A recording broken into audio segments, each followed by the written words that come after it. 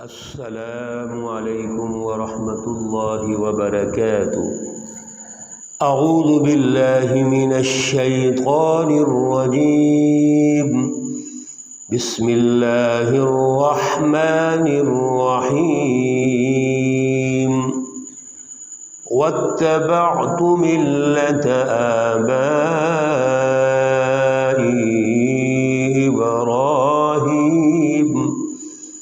إبراهيم وإسحاق ويعقوب ما كان لنا أن نشرك بالله من شيء ذلك من فضل الله علينا وعلى الناس ولكن أكثر الناس لا يشكرون۔ صدق الله العلي العظيم۔ اللهم صل على سيدنا ومولانا محمد النبي الأمي وعلى آله وأصحابه أجمعين وبارك وسلم وصل عليه۔ معزز بھائیوں اور بہنوں، آج جن آیات مقدسہ پر درس قرآن ہے، آیت مقدسہ نمبر 38، 39 اور 40 ہے۔ یہ آیات مقدسہ سورہ یوسف سے ہیں، پارہ نمبر 12 ہے۔ اللہ رب العزت ان کا فہم، ان کا شعور اور اعلیٰ نظریہ عطا فرمائے۔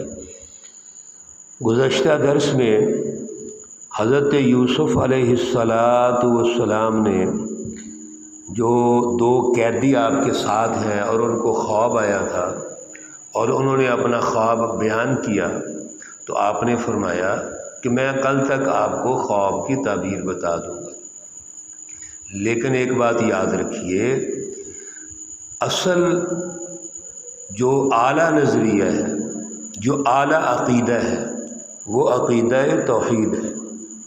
لہذا ہم نے ہمیشہ اس جماعت کا حصہ بننا ہے جو اللہ پر ایمان رکھتے ہیں، ایمان بالآخرت رکھتے ہیں۔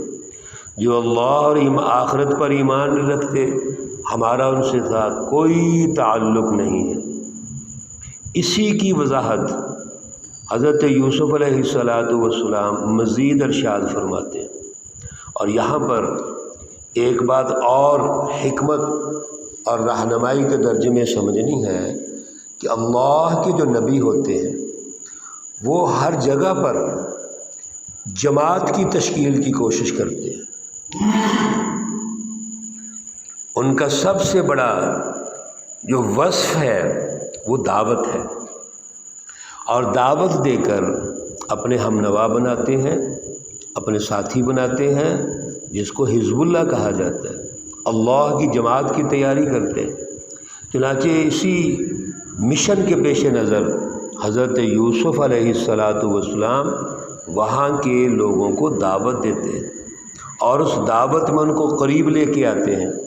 تو ارشاد فرماتے ہیں واتبعت ملة آبائی ابراہیم و اسحاق و یعقوب، میں اس دین کی پیروی کرتا ہوں جو میرے آباء و اجداد کا ہے، اور میرے آباء و اجداد کون ہیں؟ وہ ابراہیم ہیں، اسحاق ہیں اور یعقوب علیہ السلام ہیں۔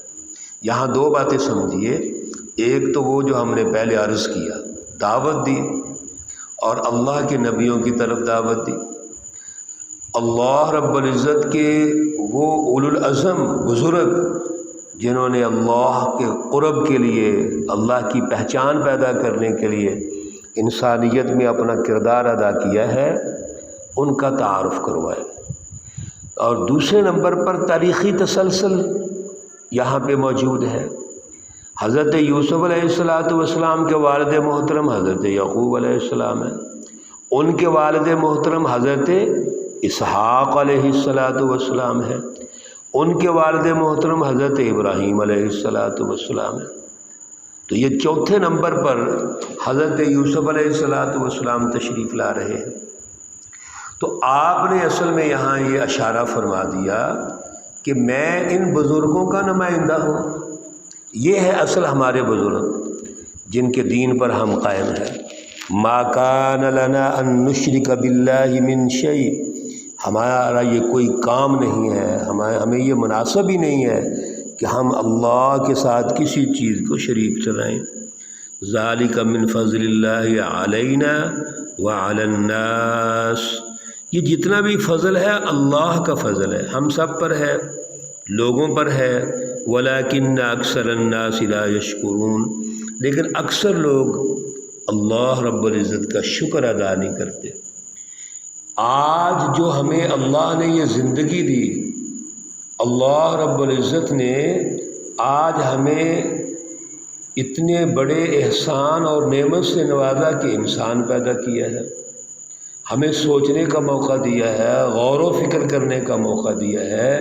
یہ سارا فضل اور احسان من جانب اللہ ہے، تو ہمیں اس پر تو اللہ کا شکر ادا کرنا چاہیے کہ اللہ نے ہمیں انسان پیدا کیا، اللہ نے ہمیں اپنے ساتھ جوڑا، پھر تاریخی تسلسل کے حوالے سے یہ ہمارے بزرگ ہیں، ان کے ساتھ ہمیں جوڑ دیا۔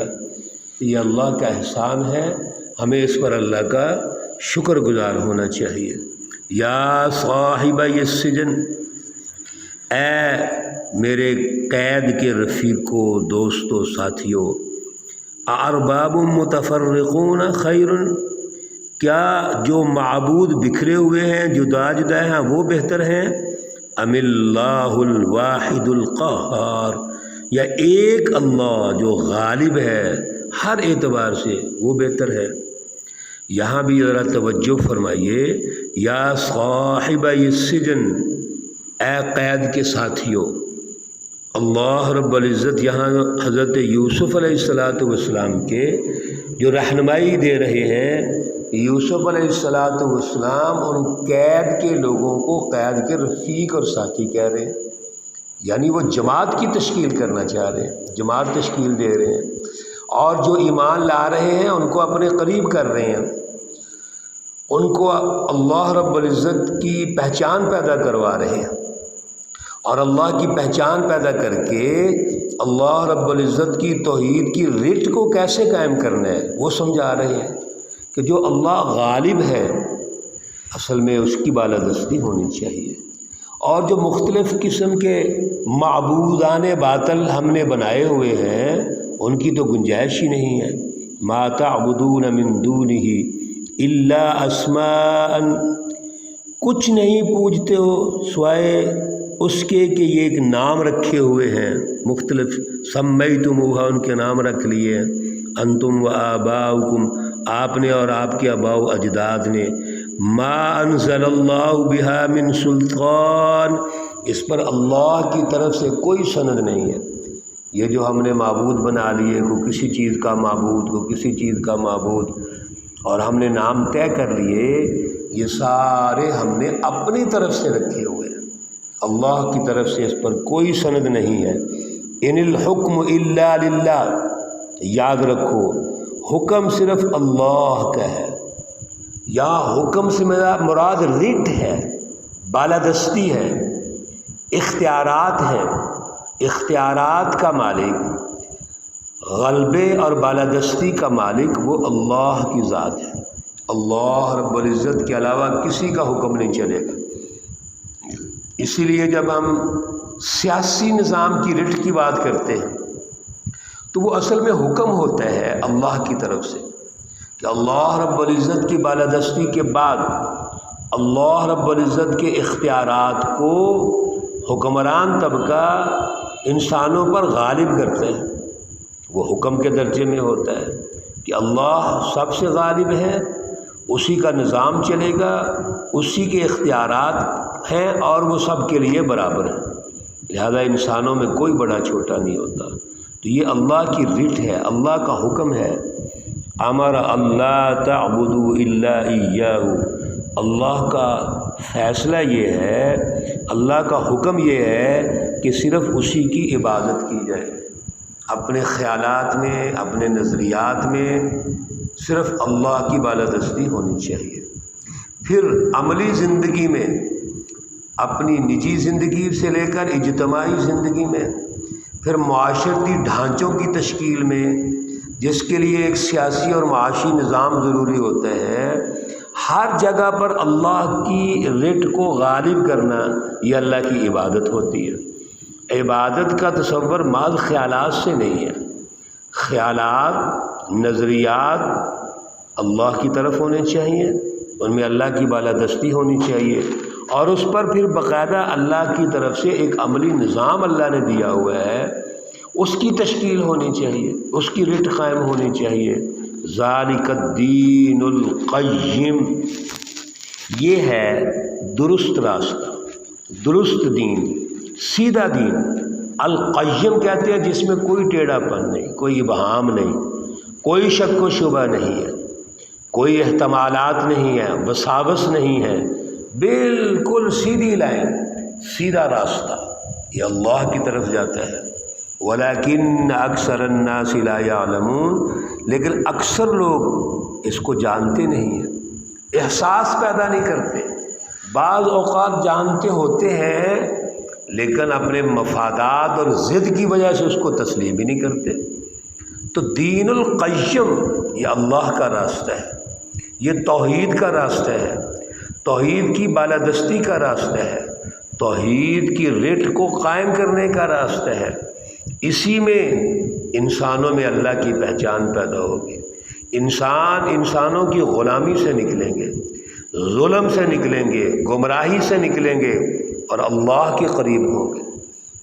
حضرت یوسف علیہ السلام نے یہاں دعوت دی، دعوت توحید دی، اور کسی بھی پروگرام کی جان اور روح دعوت توحید، اور لوگوں کو، قیدیوں کو اپنے قریب لا کر ان کو ساتھی اور رفیق کا درجہ دے کر اپنے سینے سے لگایا، ان کے قلوب میں اتر کے اس دعوت کے ذریعے سے اپنے ساتھی بنا لیا۔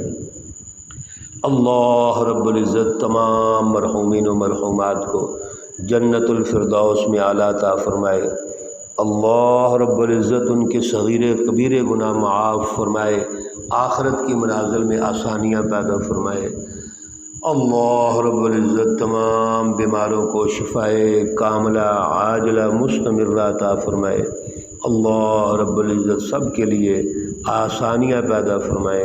اللہم یا حل المشکلات، یا رافع الدرجات، یا دافع البلیات، یا کافی المہمات، یا مجیب الدعوات، یا ارحم الراحمین، یا ارحم الراحمین۔ ربنا تقبل منا انك انت السميع العليم وتب علينا انك انت التواب الرحيم، وصلى الله تعالى على النبي الأمي محمد وعلى آله وأصحابه أجمعين برحمتك يا أرحم الراحمين۔